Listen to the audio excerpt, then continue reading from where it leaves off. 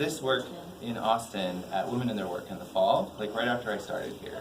And then it was funny because she targeted us and targeted Galveston. She reached out to me and said, I really want to show this work in Galveston because of the pending ban on single-use bags on the island. And so we were looking into Create the Bag and Surfriders Foundation and Turtle Island Restoration Network. And it really pushed me to know more about the work. Oh, Artist Boat too, hate to leave them out. Those organizations alone are doing really amazing work in Galveston. And so it was really cool to be like, I work in an art center. We're not in a silo that just sort of shows beautiful things. Like we can actually show things that have a message and can create awareness. And that's really what, in my opinion, you're doing with your work. So tell us more before I talk too much. Yeah. Thank you everyone for being here, and thanks to Dennis so much. So yeah, it was just a cold email to the Art Center. It's such a beautiful space, and I had recently exhibited this work in Austin where we've had a bag ban since 2013.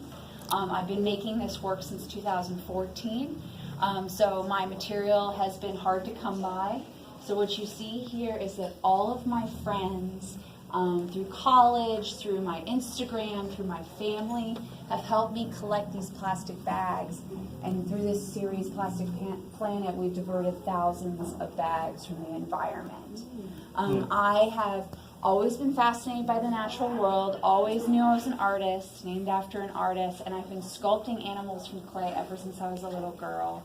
But as the older I've gotten and realized that artists have the potential to create change and talk about issues that are affecting our planet, and I thought it was important that my material be part of my message. So I started playing with plastic bags and stripping them and twisting them, and that's the texture that you see creates this fur or grass-like texture. I'm not coloring the bags. They're all found, so now you can see that there's this wide variety of colors and such this hyper saturated weird color, and it's so super synthetic. So my concern is plastic is a material that is proliferated across our planet. It's been the invention came around post World War II. Now it is part of our daily life, and we've created more plastic waste in the last 10 years than since its inception post World War II.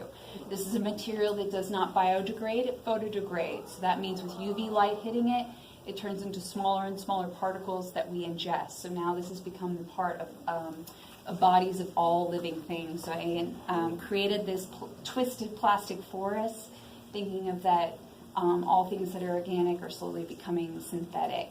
And the animals that have been predominantly a large part of my work are synanthropes. So that's syn, symbiosis, anthrope with man. These are animals that thrive in the human world. So all the animals that I sculpt are trash-eating animals. So they love living near humans. So what's with all of my work is that, it's complicated. Plastic is everywhere. It's really hard to refuse, and now even since making this work, I'm making better choices about my plastic consumption. So in addition to making sculpture that talks about these issues, I also have an educational component with all of my work. So this beautiful classroom here at the Art Center will house the Neocortex classroom, which is my exhibition or education component.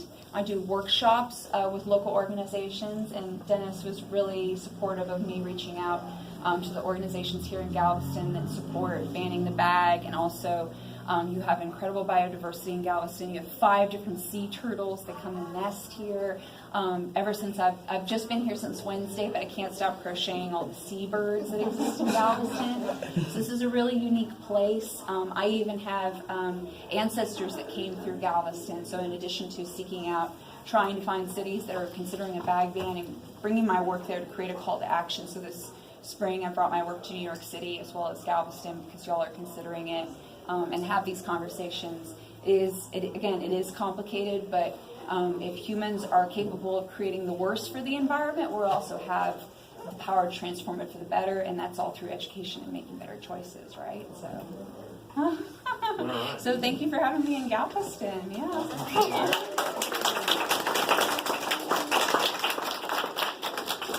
If you are around tomorrow one, with the Neocortex classroom, Calder's organized 2 workshops. Tomorrow is the Neocortex classroom with Calder. We also have someone from Bring the Bag, and the workshop is how to be plastic free. Yeah, so I'll talk about small steps you can make to refusing plastic. We'll also learn how to crochet plastic bags. I'll teach you how to make jellyfish tentacles and a jellyfish out of plastic bags. And at the last weekend of the show, there will be one more Gardens our- of Galveston, and we're wearing conservation. They're conservation conversation pieces, so you can make. This morning I was out with Artist Boat doing a beach cleanup for Earth Day, so I collected a bunch of plastic refuse, also from the Austin Creative Reuse Center. That's like a Goodwill for art supplies. I've collected some plastic trash, and if you want to make a little marine fauna or wildlife for a pin, I just ask that if anybody ever asks you about your piece that you make here at the Art Center, that you talk to them about plastic, how it impacts the environment, how it impacts marine wildlife, and how you're going to make better choices about plastic too. So it's your little conversation piece about conservation. Thanks so much. Does anyone have any questions for Calder? Yeah. Do you see yourself, I think the work is phenomenal. Do you see yourself first as an artist or more as an environmental activist? When you wake up in the morning, your little eyes open. Well, I have always been an object maker, and it's always been about making cute animals, but through making this work, I became an activist. And, seeing how many people are now listening to my message based off of seeing how beautiful these objects are, that I've been able to transform objects. I'm now hoping to transform my communities as well. So with all the things that are going on, and I also work for the city of Austin, so that's turned me into a little bit of a bureaucrat, and I'm more cognizant of what's happening, and that, again, as an artist or as any individual, we are capable of creating change. So whether it's, what's that? You need to run for office. I don't know if I'm there yet, but as an artist, I think there's an opportunity here, artists in the 21st century. We can create messages, we can create conversations, we can create change in our community. So that's definitely what I'm trying to do, and I see myself more. I mean, I made poor decisions about plastic. I was cognizant, and I tried to slowly make better decisions, but now I'm making even better ones because of making this work and how people are so enticed by it, and they want to have those conversations as well. So my art sparked an activist in me. I can't go to a restaurant now when you get like a plastic straw automatically. I'm like I think about it. I mean, just after conversations with you, and even knowing like, oh wait, they were trying to pass a ban on bans in the legislature. I think people are really hyper aware of like activity now, like in local, state, and federal government levels. So it's really great to just. Well, every piece of plastic that has ever existed still exists today and will exist longer than any of us will. So, but I think we're so accepting of it because it's just part of the culture. But if we, at least with this work, hopefully now all of y'all will make a second decision. And not that I'm saying feel bad about your plastic consumption, that you have to go on this extreme zero waste side. I'm just asking that all of you now, maybe every once in a while, you'll make a better choice every day, and that sends ripple effects throughout the world. Thank you. Yeah, thank you guys.